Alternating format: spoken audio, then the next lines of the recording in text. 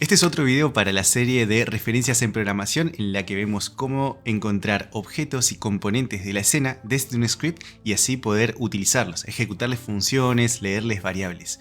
Dejo la lista de reproducción en la tarjeta de la esquina. En este video lo que vamos a hacer es lo siguiente. Aquí tengo este GameObject que tiene asignado un script que tiene un nombre. Y acá tenemos otro objeto que es el parent de un montón de otros objetos. Acá si desplegamos el objeto para ver qué hay en su interior, vemos que ya de primera mano tenemos 4 childs. Pero a su vez adentro de estos childs hay más childs.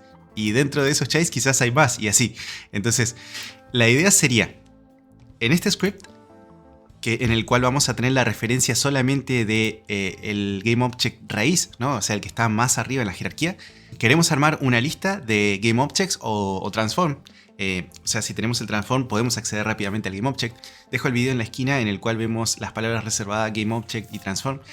Pero bueno, queremos tener una lista donde estén todos esos objetos, tal vez en orden de aparición. Por ejemplo, este tendría que estar primero, luego este y así sucesivamente. O sea que todos los childs, toda la estructura jerárquica la queremos tener en una lista.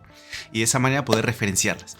Tal vez se preguntan por qué demonios querríamos hacer esto. ¿Por qué alguien en su sano juicio querría hacer algo como esto? Y no hay una respuesta precisa para eso, más que el hecho de plantear un problema y la necesidad de encontrar la solución, ¿no? O sea, el deseo de resolver problemas. De todas formas, para mí este tipo de cosas como que expanden la capacidad de resolver problemas. El hecho de ser capaces de entender esta solución y ver cómo se conectan las cosas, es como que de pronto uno puede crear variaciones de esa solución o incluso tener ideas que tal vez antes parecían imposibles de resolver. Uno, al ir conociendo nuevas estrategias, de pronto se atreve a soñar, ¿no? Como que se atreve a ir más lejos.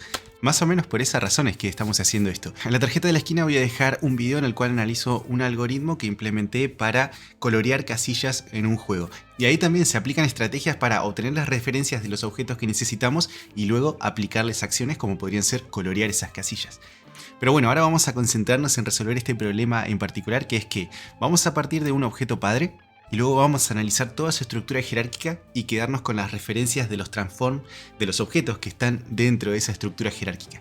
Así que tenemos este objeto que tiene asignado el script y aquí tengo abierto el script. Vamos a definir una referencia para un componente transform que va a ser el objeto padre. Lo llamamos parent object.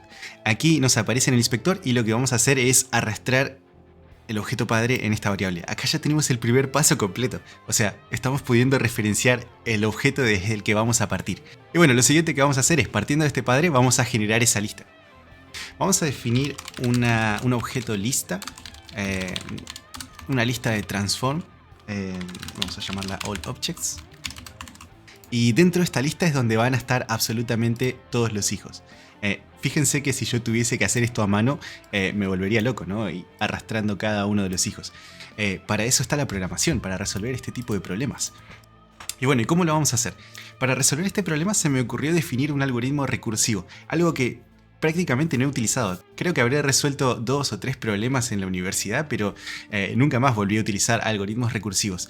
Y como que en este caso viene como anillo al dedo un algoritmo recursivo. Vamos a definir una función llamada findAllNestedChilds y vamos a hacer que esa función reciba como parámetro un objeto transform. Vamos a ponerle un nombre, object transform. Un nombre.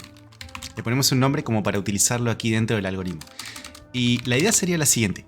Lo primero que vamos a hacer es agregar este transform a la lista, porque el objeto que vamos a pasar como parámetro va a pertenecer a la lista, por lo tanto vamos a agregarlo.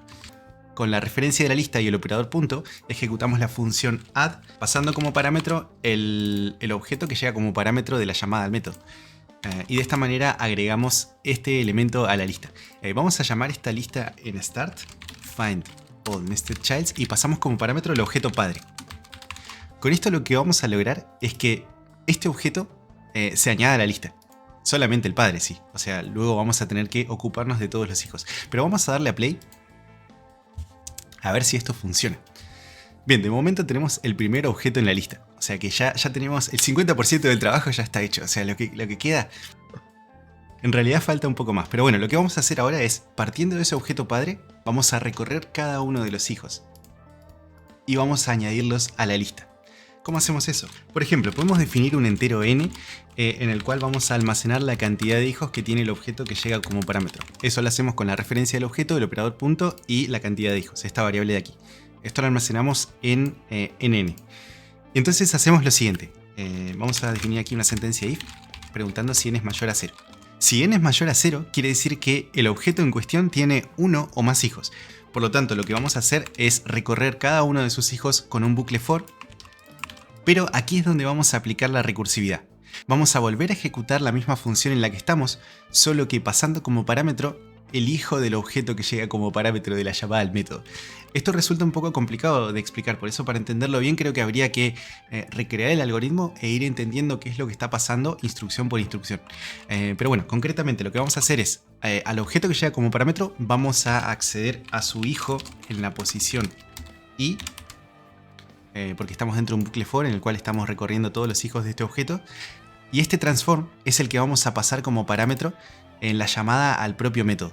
Y entonces es como que dentro de una llamada al método vamos a tener nuevas llamadas al mismo método, pero de manera anidada, cada una independiente de la otra, hasta que en un momento vamos a llegar a un caso último. Y entonces en ese momento en el cual llegamos al caso base, las llamadas al método van a concluir y vamos a empezar a retornar y a volver hacia atrás en la función. Pero lo importante es que como que en cada recursividad vamos a ir haciendo una acción que concretamente va a ser añadir el objeto a la lista, que es lo primero que hacemos al llamar a la función. Acá es donde se añade el objeto dentro de la lista. Pero bueno, vamos a guardar esto y vamos a darle a play a ver qué ocurre. Acá tenemos el objeto, en el inspector tenemos la lista, vamos a darle a play. Bueno, y acá como ven, primero que nada no tenemos errores en consola y tenemos una lista de objetos. Vamos a empezar a cliquear estos objetos a ver a quién están haciendo referencia. Perfecto, el objeto padre, luego tenemos el primer hijo. Luego tenemos el primer hijo de ese hijo. Y luego tenemos el primer hijo del primer hijo del primer hijo. Y así sucesivamente. El siguiente objeto sería como el hermano de este hijo, ¿no? Fíjense, tenemos este, luego este, luego este. Creo que lo mejor va a ser que cliquee cada uno de estos elementos y veamos a quién hace referencia. Empecemos.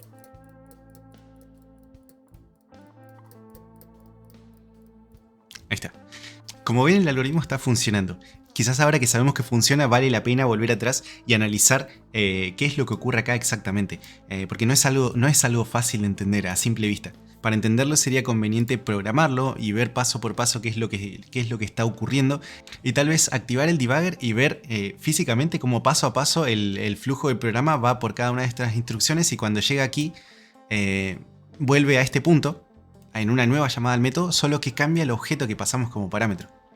Y bueno, y tal vez ver cuál es el caso base, o sea, cuál es el último objeto en el cual ya no se va a volver a llamar al algoritmo.